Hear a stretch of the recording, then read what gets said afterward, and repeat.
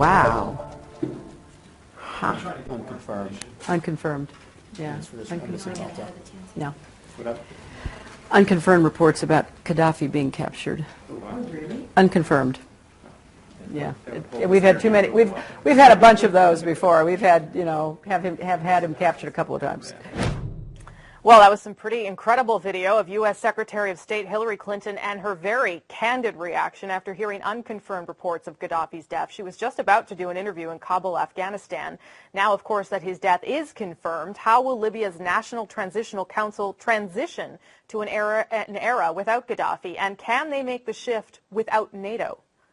And joining me now is Abubaker Karmos, the Canadian envoy for the National Transitional Council. Good to see you, Mr. Karmos. Thank you for having me. Okay, let's start at the beginning. What was your reaction when you found out that Gaddafi was indeed dead? Well, like any other Libyans, it was great news that we received today. Great news for the Libyan people, great news for Libya in general. This will mark the end of a ruthless dictatorship that we and our people had to endure for the last 42 years. And at the same time, it will mark the beginning of the new Libya that we all want and the Libyan people deserve. Okay, so some people say that the hard work starts now, that this is actually the hard part for Libya. What do you think will be the next step for the NTC in terms of trying to establish democracy and all sorts of civil and societal institutions that will be needed? Well, of course, it's going to be very challenging, as we say, because of the last 42 years. But we at the NTC, that's what we're looking for now. I think the chairman of the NTC, Mr. Abdul Jalil, will declare the liberation of the whole country tomorrow. And then hopefully we'll set up the interim government and hopefully the general conference from where they will choose the delegates that will set up the constitution and hopefully to go ahead with the election as soon as possible. What is the feeling inside Libya and inside the NTC about how challenging that's going to be and how long it might take? Because it's going to take some time. Yeah, well, I said this many times, there are going to be great challenges because of the actual past, and but the intention of the Libyans and the NTC are there. Everybody wants to see a better Libya, democratic Libya, just Libya, and we all want to work for this. And surely it's not going to be that easy, but we're doing our best, and hopefully we can succeed in establishing the country that we want. The NATO mission is now expected to end in about 2 weeks. Is that of concern for the NTC that might be too soon? No, I don't think so, but it's obviously something the NTC and the NATO will discuss, especially the people on the ground there. They will assess the situation and they see if there is a threat still there to the Libyan civilian or the threat has been eliminated, and I'm sure the people on the ground can take a better decision on that. Will there be a need, though, for Western democracies to come in and help the NTC set up institutions, help with elections, whatever, kind of stuff? Of course. As I said, because the lack of institution, democratic institution in the country, the lack of experience for voting or setting up or civil society, and that's why, of course, we need the help of all our friends from the West and all the other countries to come and help us try to build a democratic country. In a statement by the Secretary General of NATO, Anders Fogh Rasmussen, he said this. He said, "I urge the National Transitional Council to prevent any reprisals against civilians and to show restraint in dealing with defeated pro-Gaddafi forces." How do you think that's going to work on the ground, reconciling these two sides, people who have been for or against him, and how will you control sort of the people who may want to seek revenge? Well, I mean, that's what we've been working on. We hope we hope we don't see any revenge, we don't see any reprisal.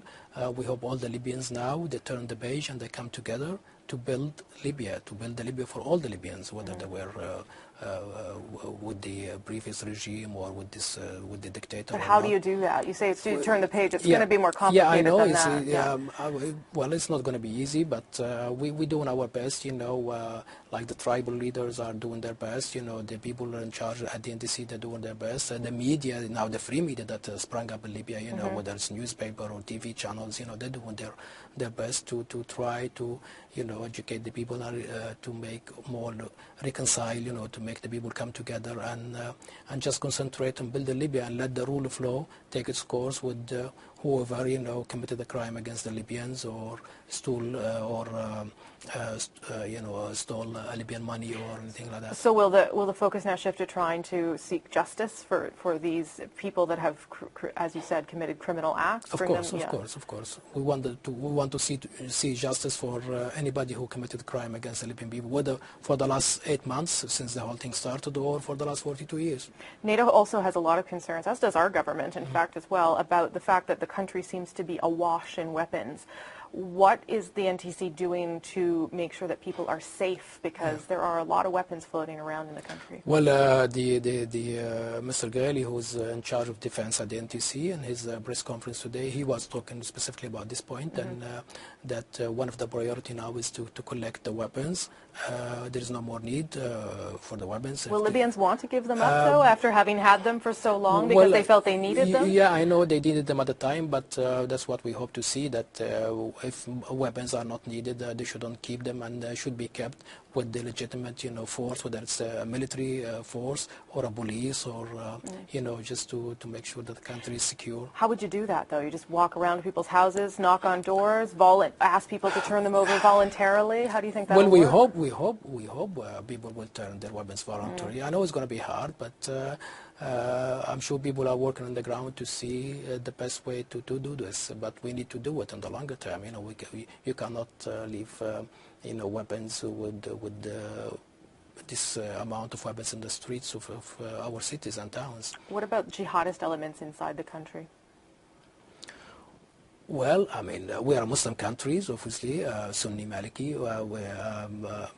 I don't know. I haven't seen myself, anybody who they all came on one goal, which is to get rid of this dictator and his regime from our country. And now we want all those people from all sides and all factions to come together and build a secular, democratic Libyan state. And that's what the Libyan people want, and that's what we want.